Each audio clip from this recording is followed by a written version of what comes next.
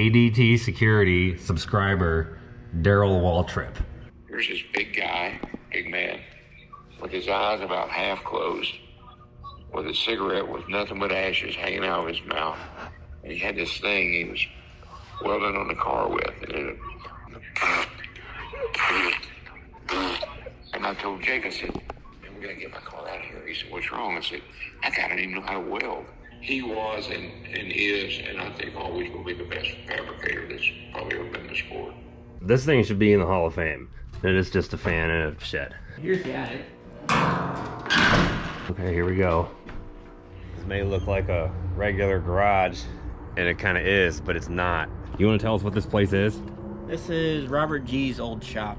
He built it in 1966. If you don't know Robert G, aside from being a really well-known legendary body guy, race fabricator, yeah, the guy who built the beetle fendered Camaro for Darrell Waltrip, he is also Dale Earnhardt Jr.'s grandpa. I heard a lot of legendary stakes were made on this property. We're actually gonna call Darrell in a little bit and learn some more about this, but let's go in there and see what it looks like now. Just from the pictures that I've seen, it looks exactly the same. Like there's cars sitting right here. I don't think it's changed too much. Wow. I don't know if you can hear the cars out there, but this place is like right across from Charlotte Motor Speedway. You can see it from here. Really? Look out right out the door. You can see the suites and stuff. Oh yeah. Of course, Logan's petting the cat. Did you make a friend? Yeah, it's really sweet. Is he gonna come in the shop with us? Come on, cat, let's go. An old airbox. So you found that in here? That was up in the attic. There's a bunch more stuff up there. There's an attic. Okay. Robert G used to build a lot of second-gen Camaros, so there's a lot of second-gen parts up there. Really? Okay. Airbox for like a Daytona with like a sliding screen in it. Don't really see that anymore. See, here it is. Old fuel bezel out of steel. And Robert probably made this. Yeah, most likely. Old mid plate. Definitely didn't worry about saving weight back then. God, this thing weighs like, I don't even know, a lot. 15 pounds. Probably. That's solid. I mean, now we use all aluminum, so. And the rest of the parts will be upstairs. Okay, you didn't even say anything about an attic over Instagram, so this is like a pleasant surprise. That's how we found out about this place. He just sent me a message and said, hey, I'm in Robert G's old shop, and I'm like, Yeah, really? These don't look like much when you drive right on by, no one notices. And that's the best part. You know how many engines were pulled in and out on this beam here? Yeah. You could just tell, you could just smell, it just smells like a lot of stuff used to happen in here. Like that old garage smell. There's just a smell for old garages. There's the breaker boxes in here. Oh, what's on here?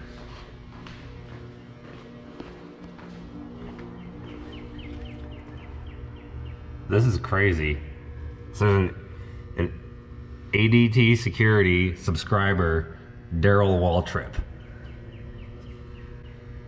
Yeah, the Wrangler's car used to be on the front door too. You can see where it used to be. Really? Yeah, the door isn't faded as much there. It's towards the top. Oh yeah, right there. That's insane. So that's a 1982, that's a Bud Moore car. So that's been there a really long time. I wonder who put that there. Still original. Going through redoing all the lights, and it's probably still wiring from the 60s because there's no grounds. And everything's wired 3-phase. So did set up to do machinery.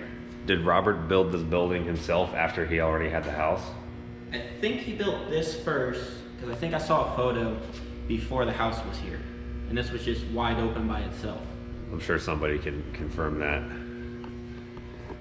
Look at these old cabinets. These look like the cabinets that were in Darrell's truck.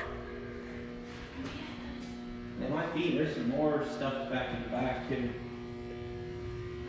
Wow, this is just...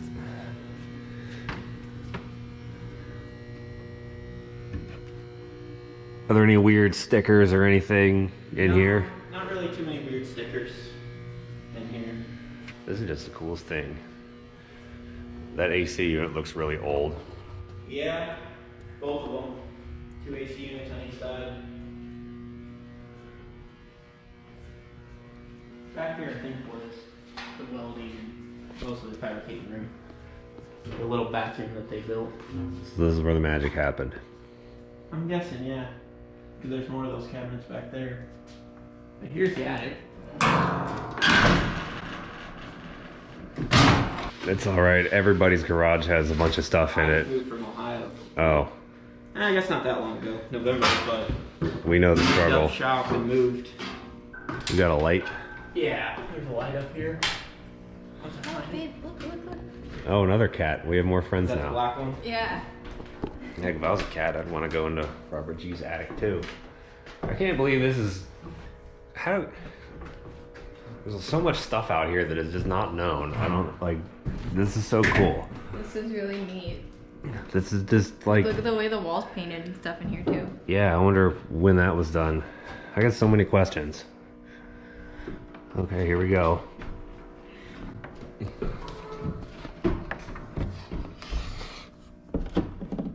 Are you okay? Yeah, I'm okay. I'm good. You get up here and then it's like climb over this thing or what? Yeah, just whatever way is easy. This is not. Alright. We go over that way.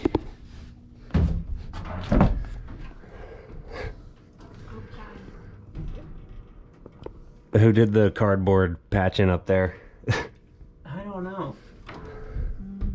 There's a lot that's I unknown. think I'm gonna It stay could right be here. Okay, he's gonna stay there. Yeah. There's a lot of, we got like a... old fan shroud for a race car. It's TIG welded together. Pop-up headlights for a car. How sturdy is this floor? I can stand on it about, Anywhere? yeah. Okay. Oh. Where there's plywood, it's sturdy enough to stand on. That's a back window out of a second gen Camaro. Light bezels. Got parts for an old oil pump. It's at least a two-stage pump. Yeah, 3-stage pump. There's the third one. Are there any dates on any of this stuff? The serial numbers? Yeah, one of them we had. Let's see. It's the original gauge cluster out of one. Camaro? Yeah. We had one here. We had a box. It dated back to, I think, the 60s. The heck is that faucet contraption thing over there? I have no clue. I mean, back then I think that was their water heater, because it looks like it's got where gas can go into it. Is that attached to the floor or is it just sitting there? It's just sitting there. There's a lot of old stuff that they just tossed up here. I mean, I can see why it stayed up here. It'd be hard to get it out. There's just like... Old piston. Whatever. I don't know. I don't know anything. God. Old single barrel carburetor. And I wonder what year, like, what's the story? Who carried that up the ladder? Who threw it up here? When did that happen? Yeah. It's just... They haven't made these for years, so I'm willing to bet it's probably at least before Schrader had this place. When I texted him, he said he bought it right after Robert died, so it went straight from Robert to him. Is that a factory jack from a Camaro? Nope, that's actually a Toyota. Okay, You that never know what you'll find up here. doesn't make any sense, but okay. Yeah, there's a lot of stuff like that. What could you tell us if you could talk, Mr. A.N. Fitting? That's an old light bezel. There's a whole set of pistons right there. Oh, six of them. Probably for the same inline six that those gaskets are from. Speed away glass cleaner. Is there anything more back there? There's actually something surprising back there. There's a PA speaker for some reason. Don't know who had that, but for some reason there's a PA speaker out there. Like hooked up to... Just screwed into the wall and the wires run somewhere. I don't know where they have them run into. Oh, is that it over there? Yeah, you can that kinda silhouette? So does somebody have something like, hey, get your ass back in here, it's time to work kind of thing? Or it's like... Oh, probably. Everyone in shops mess around. Vent fan up there. I'm surprised that there's as much as there is. I mean, this is like... 1994 was 2 years before I was born, and I'm 25. So that's a lot of time for things to not be somewhere anymore. What is this thing? Might be the windows where the AC vent is. Oh, yeah, that would make sense. It's supposed to have been up here since probably the early 90s or the 80s based on the vintage of that AC unit. Yeah, they haven't used 220 units like that for a while. Razor blade, who dropped that up here? That thing's just so weird. It looks like it was cobbled together to do something. Yeah. Oh, what does the label on that box say where it says ship to? I can't get over there. Dyguard Racing. Really? Yeah. So that's probably a Darrell Waltrip box. Okay, I'm gonna go over there. Give me a minute. There's George of the Jungle up here. Yeah, this wasn't shipped to this address. It was brought here. Stokely Vanguard. Is that what it says? Or Van Camp?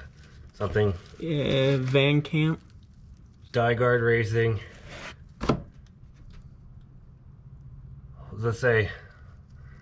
Hold for IROC racers? Yep. Dude.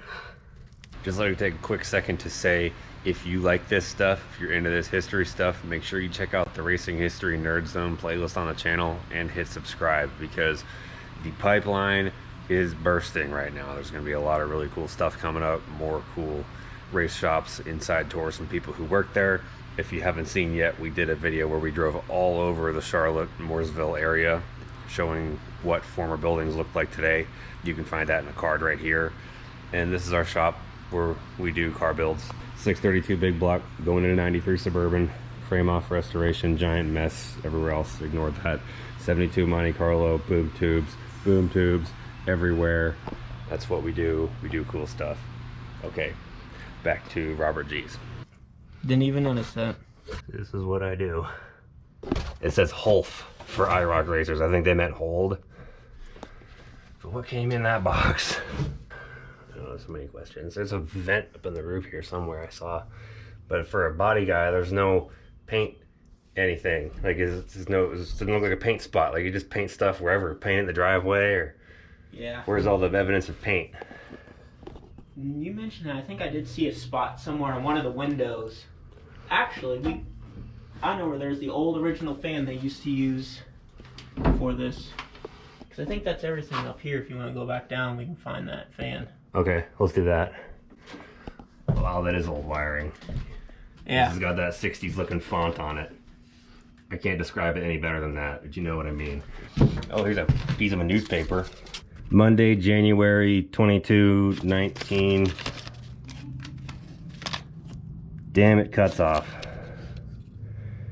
96.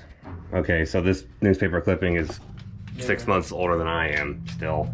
So you can see the witness marks from how many people, when they come up here, they grab onto this, because these beams are not smooth from being pulled on.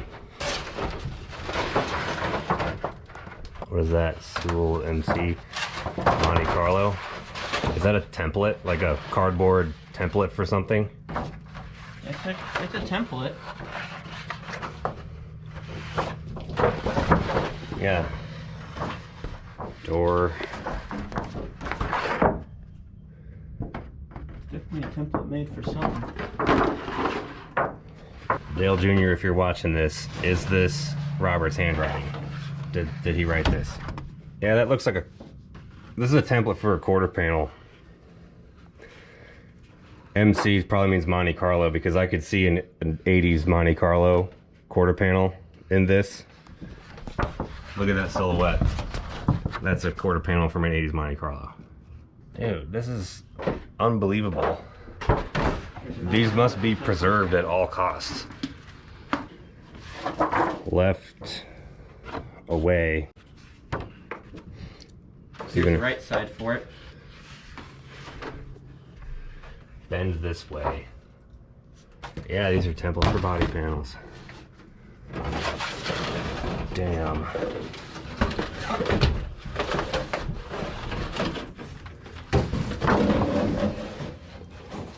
Two and a quarter hole.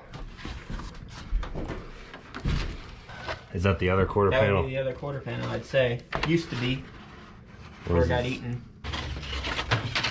Is this a grill? Possibly. That looks like a grill template. I'm dumbfounded right now.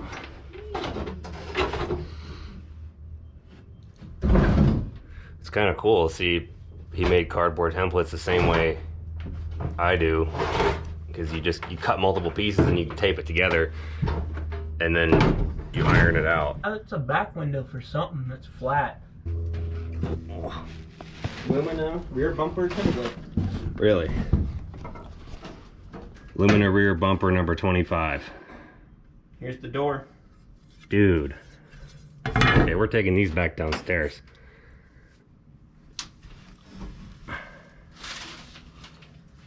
This is awesome. Old factory GM trim molding. It's NOS, bro. No way.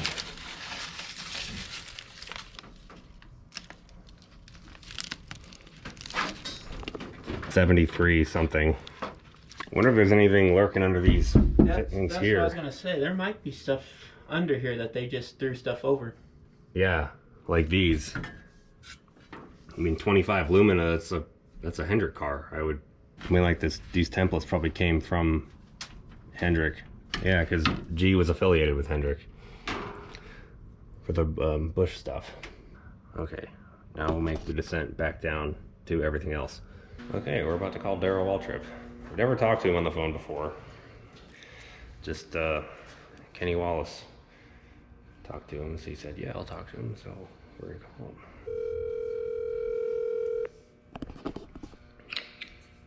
Hello. Hey Darrell, what's going on? It's Mitchell. Hey, Mitchell. How are you, pal? Pretty good. We're just standing in Robert G's old shop here looking at old stuff. Well, there's probably a lot of old stuff in there. Found some stuff in the attic. There has been at times, anyway. When does your story with this place start here? It was 73, because I went to Daytona with Jake Elder, my crew chief. And I bought a Mercury from Home and Moody. And we turned it, it was a 71 Mercury. We took it to Daytona. And me and Marty Robbins got together during a race, ripped the side out of the car. And I'd never been to Charlotte before.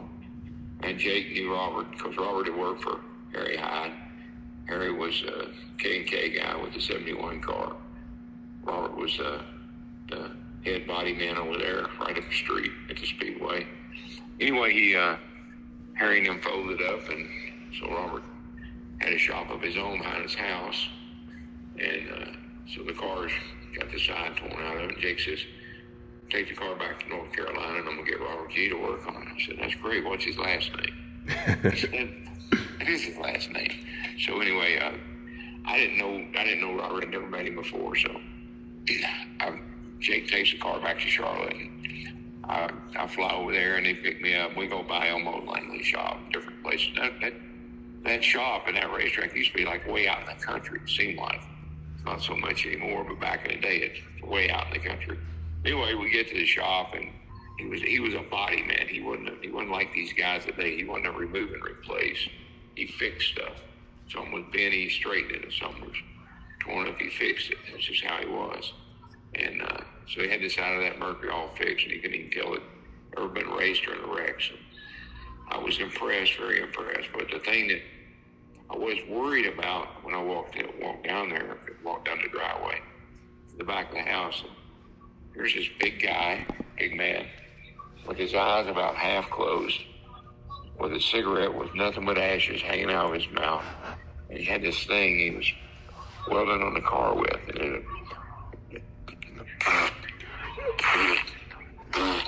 And I told Jake, I said, man, we gotta get my car out of here. He said, what's wrong? I said, that guy didn't even know how to weld. Well, it was a wire welder. I'd never seen one before. I didn't know anything about a wire welder. All I'd ever seen was a stick welder. So that's what Robert used, was a wire welder. So anyway, that was my introduction to Robert G. That was when I met him. And we became great friends, and I kept my car there. I raced out of his shop for a long time, and just incredible memories. Wow. So where was he standing whenever he was welding and you walked down the driveway? He was leaning. He didn't stand much.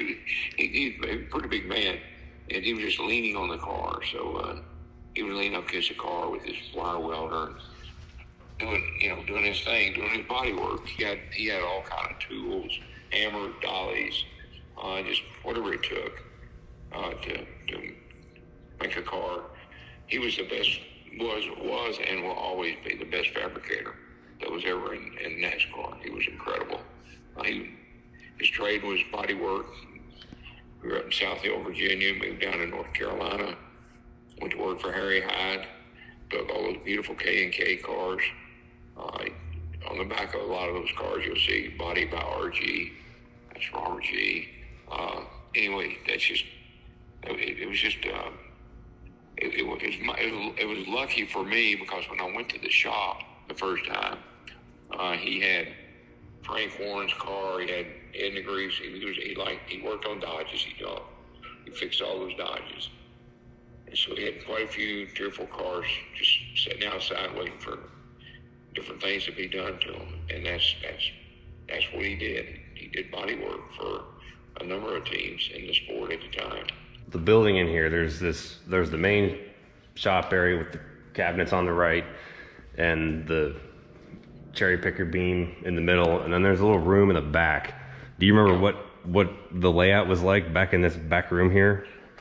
Well, we built our own engines. Ray Fox Jr. He worked for all the guys that worked for Harry Hyde and the K&K car when they closed up shop. A lot of them came, Larry Reagan, Ray Fox Jr. A lot of them came to work for me and down at Robert G. shop, and so that was the engine room. You go through those doors in the back room, and that's where we built most of the engines at that time. So that's where Ray Fox Jr. was for a long time. Wow. Was there red and gray stripes on the base of the wall back then? Oh yeah, Robert kept it. That shop, it was kind of funny how we would work all day and Bondo dust and dirt and just grime everywhere. He'd open all the doors and the windows and get an air hose, and he'd do what he called blow out the shop. And so he would start in the back and just clean out the shop, clean it up. He liked things neat. He liked things clean. And so he called it blowing out the shop. So every day or two, we'd open all the doors and the windows and take an air hose and blow all the Bondo dust and dirt and stuff out of the shop. So the shop was nice and clean. He loved neat cars. He loved everything neat and clean. All the cars I had, the cars he built for himself, the cars that the Dale Senior drove, they were all immaculate. Oh, that's really cool. It looks in here right now, the walls and everything have been repainted, but this back room looks like it's kind of probably how it was. It's got gray paint on the base, and then there's a white stripe and then a red stripe, and it's got white walls with a little bathroom in the left corner. Yeah, I haven't been in that shop, and the last time I was over there was when Robert died, and they auctioned off all his stuff. And that's been, I don't know, 25 years or better, maybe longer than that ago. So I haven't been in that shop a long time. Donnie Richardson, who lives in the house, worked for Ken Schrader and different ones, and he used that shop, and I don't know what all they did back there. I know they worked on a lot of race cars and stuff back there, but I haven't been in that shop in a long time, so I'm assuming it's probably about like it always was. Is this where you had to go whenever you came to the auction and they were trying to sell your car that was sitting here? Yeah, I bought, Robert and I built the Camaro that I won the modified race at Daytona in '78. We built that car back there. We took parts off of the Mercury. I had wrecked the Mercury in a year or two before, and so we took rear end housing, oil tank, a lot of stuff out of the Mercury and used in the Camaro, and I paid for everything. And so when they said and it was Robert's car, but I owned it, but he took care of it, and Farrell Harris drove it after I did, and I think a couple of different people. But then when they said they were going to have an auction, well, I went over there and I said, "You can't auction that car off; it's mine." He said, and Jimmy and Robert Jr. and Well, I mean, they were great kids. I loved them. I loved all three of them. But the girls, they weren't. They wanted to know, do you have a bill of sale? I said, a bill of sale? You don't have a bill of sale to a race car. Do you have any canceled checks? I said, well, canceled checks, I mean, you're talking about 1978, and I don't know what year it was now, 80-something. I said, I don't have any canceled checks. They said, well, then it's not your car, and we're going to auction it off. And Butch Stevens, who owned BSR at the time, Butch, he had helped us through the years, and so they started the auction, and I told Butch before the auction started, I said, I didn't know who I was bidding against to start with, so I went to 2,500 and then 3,000. I saw it was Butch. I went over to Butch and said, Butch, you can run the price of this car up as high as you want to, and that's gonna be my car. So you can just either keep bidding or you can stop now. So he stopped bidding, and I bidded $5,000. I got the car and all the stuff that went with it, and I still have the car. I redid it, put it all back together. It looks exactly like it did today. That's the one over at Aaron's, right? Say again. That's the one. Yeah. Yeah, we know that car. Yeah. Wow, that's cool. Well, there's inside the breaker box here. There's an ADT card taped to it. It's like all yellow, and it says customer Darrell Waltrip. It's still. Well, I guess you wouldn't consider me a customer. I paid Robert. I paid him for all the work he did for me. I mean, he didn't do it for nothing, and so I paid him for all the work he did for me. And I was in that shop until it's kind of interesting. Dale Earnhardt Sr. is his son-in-law. Dale was married to Brenda, Robert's daughter, and Kelly and Dale Jr. That's their grandfather, Robert G. Robert tried to help Dale all he could, and Robert didn't have a lot of money, but he did pretty well without, take care of doing all that body work for different teams. And so he tried to help Dale as much as he could. I tried to help Dale as much as I could. But I had a gear that I had, Jake had gotten from Herb Nab. Herb worked for Junior Johnson, and it was a 550. And they didn't make a 550. Junior had a made special, and I think he had 4, 5, or 6 men. I don't know how many he had made. But anyway, Jake finally talked Herb into selling him one, and so Herb sold Jake a gear, and it was kind of sacred. I mean, you just didn't loan it out, because there wasn't any replacing it. And I went there. We were getting ready to go to Wilkesboro. I think it's where we were running gear, and I went in there to get my gear, and I said, Robert, where's my gear at? And he said, it's not here.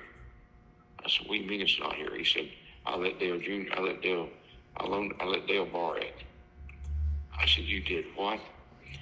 And he had done that a lot. I mean, we all tried to help Dale because, Dale was Dale and he needed all the help he could get. So I said, you loaned my gear to Dale Sr.? He said, yeah. And he's going to bring it back and he'll take care of it. It'll be fine. I said, Robert, that's the straw that broke the camel's back. I said, that's just not, I told you not to let anything happen to that gear. And it's a simple little thing, I know, but it seemed like it was a big thing at the time. And so I packed all my stuff up, moved out of the shop, and I moved. There used to be garages at the Speedway over there. It faces whatever that road is that runs by the Speedway right there. And so I rented that spot. It was the Harry Hyde's old shop, and I rented that end of the building from, I don't remember who was in charge of the Speedway at the time. Anyway, I rented that space, and that's where I moved my team to, or my car to. By now, those were just Eddie Jones and Dave McCarty and 2 or 3 different guys worked for me. And I was just running late model cars I had done. That's where I kept my Bush car. That's where I kept my ESA car. Cars of mine. Okay, so this was like the shop you had before the big one got built, kind of across the street. Yeah. Okay. Yeah.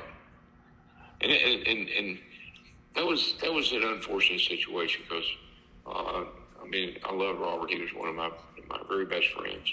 He would do anything for me, but we'd had some issues where he had loaned stuff to Dale, and it just got to the point where I just had to put my foot down, and so I decided that was the straw that broke the camel's back. So we moved out, and we kind of became adversaries for a while, but then before he passed or later on down the road, we kind of made up with each other. We were always great friends. That's interesting. I never heard that anywhere. Do you know what the origin of the paint scheme with the poppy red sides is? I saw you ran some cars with that. Yeah, those. When I raced here in Nashville, I drove for PB Crowell, and PB was a huge Tennessee volunteer fan, and so he had orange and white cars. And so when I went over to Roberts, that orange and white, it's pure blue tone white and Omaha orange, and that's the way I wanted to paint all my cars. Of course, it was a great color combination with the blue numbers and the orange and white, and so that's the way we paint all my cars. And then Robert just kind of, most of the cars that were his, and most of the time he painted them orange and white like I painted mine. Interesting. That was not a Robert G original. That was a PB Crowell original that I brought with me from Tennessee. Okay, I'm trying to piece together the lineage of this, because I know that Dale Sr. drove cars with that paint scheme also, and then later he used poppy red on his chassis and on the Goodwrench cars. Yeah. I was kind of trying to backtrack and figure out where he picked up that particular color from, and I thought it may have came from his time here. Yeah. I don't know. It's kind of all vague to me that how one thing led to another. But anyway, all the cars I had were orange and white, and the cup cars I had, and all the cars I had were orange and white. Did you guys ever throw body panels or parts or anything in the woods? Yeah, there's a little shed behind the building there that's where my Mercury. I wrecked my Mercury at Daytona on those Saturday races, and so we brought it home from the track, and the front end was torn off of it. So we took all the good parts off of that, put them on some of the cup cars we had, and then we just put the body, mainly the main part of the car, we put in that shed and covered it up with a tarp. And then Hugo came through there, and Hugo blew a bunch of trees down and blew a tree down on the shed back there, and it fell across the top of the Mercury and just caved it in, and so the car was just a mess. And so Robert called me one day and said he was going to take it to the dump. He said, it's not even worth anything. I said, no, you can't do that, because that car that I have, I think I have it over here. I'm not sure. I think it's over here in one of the shops. But that car part of that car was Mario Andretti's 67 Fairlane that he wanted Daytona 500 in. And Jake Elder was my crew chief, and he had worked on that car, so he knew all about the car. And he showed me some of the markings, and there was a tag up under the dash. It was part of that identified that car. And so anyway, I said, no, we're not going to do that. So I found somebody that would work on the car, and I restored it, and so I have that car. But that was funny because Hugo came through and blew the tree down on the race car. That's the same weekend that we went to Martinsville, and I sit on the outside pole. I was driving. I think I was driving Junior's car. I can't remember. And we had to pole one until the last car went out with Jimmy Hensley. Dale couldn't get up there because of the storm, and so Jimmy Hensley had to qualify the car, and he beat me for the pole by like 2 100ths. And so he set the 3 car on the pole, and I was on the outside pole, and that was the Hugo weekend. We called that car Hugo. It might have been a Tide car. I think it was a Tide car because me and Hammond were working on it. So it must have been a Tide car. Wow, that's cool. That's crazy as you're telling these stories, standing here and like looking at this stuff, picturing, that shed thing is still back there. There's like tractors and stuff in there now, but you drive by, you never think that was in there. It's really cool. Yeah. Well, people that, Robert worked for different people. He worked for Rick Hendrick, and he would tell me all the time, he'd say, you need to get hooked up with Rick, because Rick's going to be something big in this sport one of these days. Well, Rick was just barely he was barely surviving. Jeff O'Donnell was driving for him, and Harry was the crew chief. Harry Hyde, they were renting motors and renting cars and renting gears. And if the story is, if O'Donnell hadn't won that Martinsville race, they probably never would have made it. But he won that race. That was the beginning of Hendrick Motorsports as we know it today. So, but Robert worked for several different teams at different times. Did a lot of outside work. But he would tell me every time I'd see him, he said, you need to get hooked up with Rick, because Rick's going to be something big in this sport one of these days. And I said, yeah, right, Robert, right. And sure enough, he was not just a good body man, he was a visionary as well, it sounded like. I'm just looking at the floor now. There's all these little circles on the left side in the concrete. Is that where a surface plate was or something that you remember? Couldn't tell you.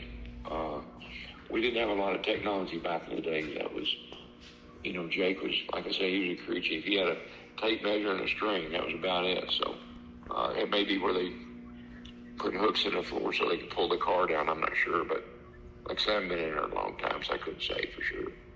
That would make sense. Well, my sister lived in that house. I think Ken Schrader owns the house now. Yeah. But my sister lived in a house for a long time. Husband's Road was like the only road I'd ever been on. I'd never been anywhere else. The house across the street, I bought from Shirley Taylor. The shop where the shop is, I bought from Shirley Taylor. That was her mom's house. That was her piece of property. Where the big shop around the corner there is, I bought that from Shirley. It was just a little piece at a time, and turned into what it is today. And Larry Love, who lives in the trailer in the turn right there, that's another whole story in and of itself. You'd have to go talk to Larry. Is that the guy that has the old Bud Moore trailer? No, that's Steve Hudspeth. It's sitting down on the right down there. I gave him that trailer to put all the fence around the house and the shop and all. He did all that fencing for me for that trailer. So I tried to get the trailer back from him one time. I wanted it back because I have the trailer, I have the tractor, and I have the truck, but I don't have the trailer. So I was going to recreate the Mercury and the truck and the trailer and kind of put that back like it was back when I raced it. And he said, no, can't do it. No one will sell the trailer. So he still has that trailer. Yeah, it's still sitting there. We just saw it when we drove in here. Yeah. Huh. Wow. There's a lot of history. A lot of different people. Jimmy Makart, his family worked out of that shop. Different people have been in that shop at different times. Robert was he had a big heart, sweet man, good guy, do anything in the world for you. Loved racing. This really was. And the boys, all three boys, Robert Jr. works over Dale Jr.'s, and what's your deal? We're making a YouTube video about the history of this place to kind of like find these old places and show what they look like today and illustrate what they were and the role they played in the fabric of everything. Like why you drive by some random house you don't know, like that. We don't want those stories to get lost or forgotten as time moves on. Yeah. Well, I'll tell you a funny story. So, Robert built my Saturday car for Charlotte. He helped me with those cars a lot, and he had a car of his own. And I think Jeff O'Donnell drove it. I'm not sure. I think it's he was driving it. But this was the only 400 miles they ever had over Charlotte Motor Speedway. They ran 200 miles, take a break, and they run 200 more miles. And so Jerry the Bunny was driving my car, and he won the race. And when the race was over, they said, we've been protesting. I said, no, what are we protesting for? The team that protested wants to check your fuel cell, because we've gone pretty far on tank of fuel. I said, well, just who is the team that protests? That's Robert G. and the 15 team. They're protesting your fuel cell. I said, you got to be kidding me. So I went to 5 hours. I said, Robert, what are you doing protesting a fuel cell? You've built the damn thing. Why you know more about it than these guys here do. Anyway, it was fine. It didn't kill what it was supposed to, but it was just funny. But we outran him that day and he protested us, and he built the car. He knew there was nothing wrong with it. He just wanted to waste your time. Oh, yeah, he just wanted to make it hard on us. That's funny. Well, I really appreciate you doing this. Like, it'll bring light to this stuff for a lot of people who otherwise may have never seen it. Well, Robert G is his favorite song had a call Boogie, and I know I have no idea how it goes. But Rick Hendrick knows a lot about Robert, they grew up in the same town, or they're from the same town, South Hill, Virginia. Rick knows a lot about Robert. A lot of the people that worked over there and were friends with Robert, they've all passed now, but he was and is, and I think always will be the best fabricator that's probably ever been in the sport. Wow, well, it all came out of a little garage behind a house. Yep. You got it. Yeah, it looked like a junkyard back there sometime. You could see that for sure. Man, I don't even know. We really appreciate you doing this, and I guess I got one more question. Where was the grill that the famous steaks came from? Where was the what? The grill. Where did he do his grilling? Oh, no, listen, that was just a routine. That was almost every day. So he'd work all night. I mean, he'd work until 2 or 3 o'clock in the morning, and he'd sleep till noon or after lunch, and then he'd go down and start working on the cars. And about 6, he'd say, Darrell Lee, always called me Darrell Lee, he said, Darrell Lee, go up to the liquor store, get me some Crown Royal. Crown Royal came in those blue bags, and that's what he liked. All his valuables. He had change, and any award or anything he ever got, he kept in those blue bags in the shop there. And so, he'd go grill a steak and drink a Crown Royal, and that was what we'd have for dinner just about every night. That was just normal. That was routine. I wonder if that's why Dale liked Crown and Coke. I don't know, maybe he picked that up from here. That's cool. You find these a little tidbit here, a little tidbit there, and you connect the dot and think, oh, this might be where this came from. And it's like, I don't know. It's just fascinating. The whole thing, the piece that you got is fascinating. Oh, it is. No, that whole Robert G. era and that time, Hendrick Motorsports getting started and all those things happening at that time, Robert was right in the middle of most all that. Because he was such a, like I say, he was a perfectionist. And he could build a car that nobody could build a car like Robert G. could. Did he paint the cars outside or inside? Oh, inside, yeah. We went, this is a funny story. One night we went, so we were working on the car and we had to have a car ready to load the next morning. And so the last thing you do is paint it and get a letter to everything. So he painted the car. I think he painted it with enamel, but he didn't know it was enamel. He had a little too much to drink, and so he mixes up this orange paint, and we shoot the orange paint on there, and we go. And he runs out of paint, so he mixes up some more, and he shoots that on there. So we go eat dinner somewhere out there at the cafeteria up at the mall, I think. We came back, and all the paint the paint had run off onto the floor. Well, he had taken that enamel paint and shot lacquer paint over the top of it, and it just ran off on the floor. And you talking about he was sick, and he couldn't believe what he had done because he very seldom ever made a mistake like that. But that was like, I'll never forget that because we worked till like 4 a.m, sanding it back down and getting the right paint on the car so we could load it up the next day to go to Martinville, Rockingham, or somewhere on there. I'm just looking at this floor right now, trying to picture that puddle of paint. It was not a pretty sight. There's a lot of stories that go into that little building. I guess we'll let you know when the video's done, and we'll send it to you so you can see it. Yeah. All right, we'll do it justice because that's a big story. We will. Thanks, Darrell. All right, pal. See you. The GoPro overheated. during that phone call and turned itself off. So luckily we didn't lose anything because we got the phone. Oh. There's that orange paint on that sill. That's what I was trying to find out. Oh, really? Oh yeah, there is orange paint on the windowsill. There's red in there too if you look real in that crack. Oh yeah. That's interesting. I wonder how that happened. Like, There's I think that was the window that they put that fan in that we still haven't gone and looked at yet. Oh yeah. Wait, it looks like there's some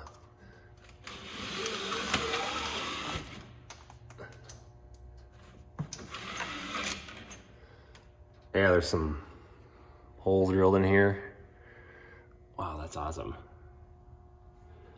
Damn, that's the orange. It's a black and white picture. They were darker colored. Blue. Yeah, it could be dark blue. It's just, that's all. Yeah, I bet you it is, because right underneath that ceiling, there's blue. Oh yeah.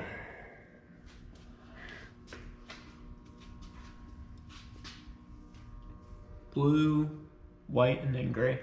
It looks like there's a pipe hanging out of the ceiling right there, which is about where that vent is. I bet that may have been an exhaust vent to suck air up and out.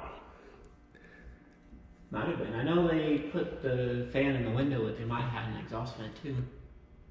That may have been like an intake fan or something to like get the cross flow. It's covered in paint. Really? Almost like it was sucking the paint through. I mean, this picture's from the 70s, so maybe he put that thing in the roof and thought that would be enough, but it ended up not doing the job, so they changed it. The best question is, where's the other one?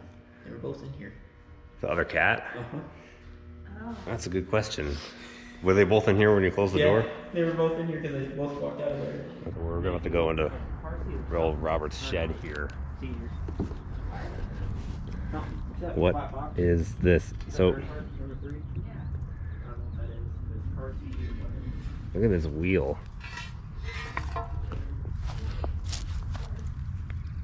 Man, that is an old wheel. Can anybody date this? Put a date on this? So all this stuff, this wheel thing was in here before? Yeah, it's probably something out of there that they didn't want in there anymore. This used to have power at one point. It's got lights.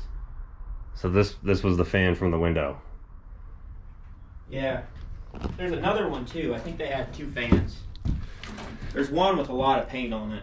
This thing should be in the Hall of Fame. It is just a fan in a shed. There's a bunch of glass bottles back here. Like, is this what an old Crown Royal bottle looked like? I don't know.